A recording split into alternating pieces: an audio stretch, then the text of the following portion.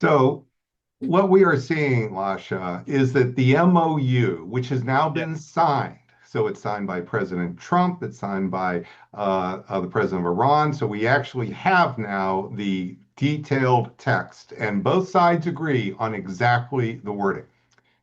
The MOU is a clear admission of U.S. strategic defeat. Choosing my words carefully here. Now, how do I make that judgment? Well, the key benchmark is that in April, Iran put in front of President Trump a 14-point plan that is very similar to the plan that has now been signed. That 14-point plan was rejected by President Trump as totally unacceptable. That was in the middle of April. Here we are now, 2 months later, and President Trump is agreeing to a very similar MOU, 14 points, and they heavily favor Iran. In fact, it's really difficult, even if we get out a microscope, to find where this would in any way represent an advance for the United States from where the war started on February 28th. And President Trump has admitted as much by saying that the reason he is now accepting this MOU is because the world was about to go off an economic cliff. So we don't have to really, we're going to go into the details, but even right at that level, it's clear it's a strategic defeat for the United States. But, and this is a very big but the MOU is more than that. The MOU is an admission by the United States that the balance of power in the region is shifting, Yes. and it's shifting in Iran's favor. That is the big picture of what's happening. This is an MOU that is not just a snapshot in time, but is a roadmap going forward. And what we see in that roadmap going forward is an admission by the United States and acceptance that Iran is emerging, not there yet, but emerging as the dominant state in the region. That is, it is a roadmap to Iran gaining regional primacy, becoming what we also call in international relations among realists a regional hegemon. Now, this is really quite stunning, this shift in the balance of power, and that the United States is signing on to this shift, because before the war started, it was Israel that was becoming the most dominant power in the region. You could say Israel was on a course to become a regional hegemon, on a course to attain regional primacy, even. And that was true with not just Israel and its military behavior. That was true not just with Israel and its big military and economic support by the United States, but Israel was spreading its influence. It was conquering more territory. It was conquering territory in Gaza. As soon as the war began, conquering territory in Lebanon. And in addition to that, it was with the Abraham Accords building what we call in IR a sphere of influence. That is, it was moving the Gulf states into Israel's orbit. That's what it meant to normalize relations with Israel. Well, now what we see in after 110 days of war is a very different picture of the balance of power. In fact, Israel, the Abraham Accords, have just gone poof. Yes. President Trump tried to restart them a few weeks ago, asking the GCC countries by name to sign up to the Abraham Accords. None of them did it, Lasha. And the ones who had took it back.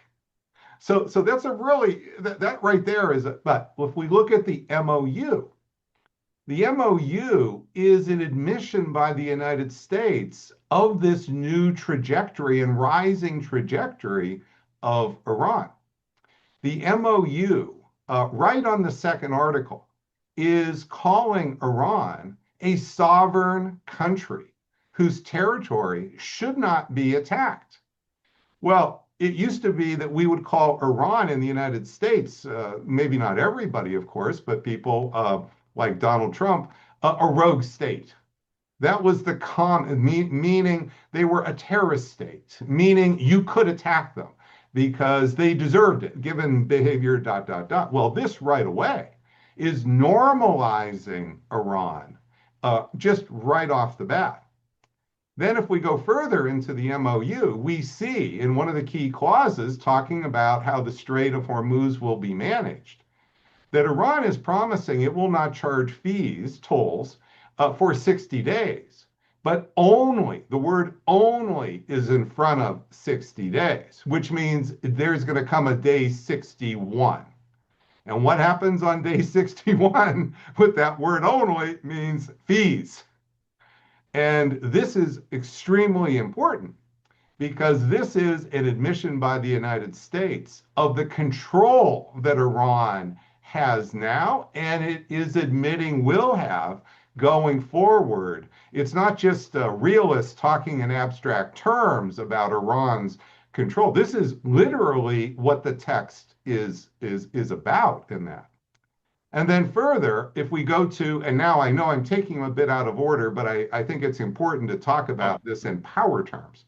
Absolutely. If we start with the first clause, where Lebanon is mentioned not once, not twice, but 3 times, okay, what you have America doing, the United States doing, is guaranteeing the territorial integrity of Lebanon.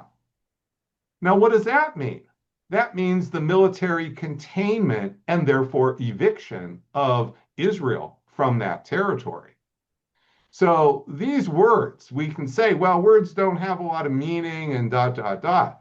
These words in this MOU are an admission that this isn't just the surrender in a war because that side lost. This is an admission of the balance of power changing dramatically. And it's an admission by the United States that it's okay with that. That's just a tremendous shift here, Lasha.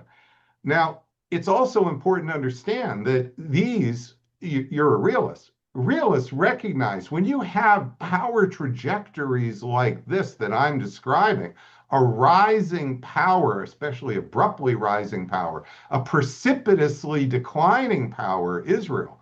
What does that mean? That plants the seeds for conflict because declining powers don't like to decline. And this has just been one of the huge issues we've seen in history. And so it is no surprise that Prime Minister Netanyahu, many leaders in Israel, many supporters of Israel are apoplectic about what they are seeing. Any realist would recognize this immediately as preventive war motives just being created in real time as we're watching them, as we're watching the agreements and so forth. And if you listen to President Trump afterward, and J.D. Vance, just literally, I think about 2 hours, Lasha, before we came on, they are threatening Israel. They're warning Israel. J.D. Vance is warning Israel.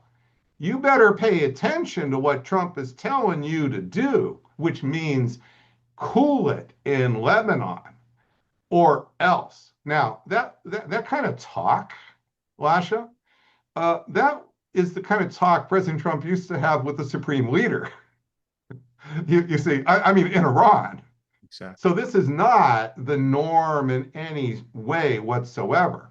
And so what you're seeing is it's a big picture. The big picture is that Iran is rising as a regional hegemon. It's not there yet. This is going to take time. Its sphere of influences, Iran has defined it, but it has to become more concrete.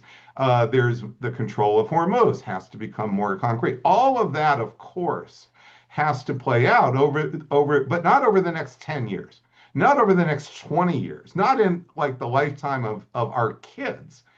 This is going to play out over the next 2 months, the next 6 months, while Iran's leverage here is actually going to grow.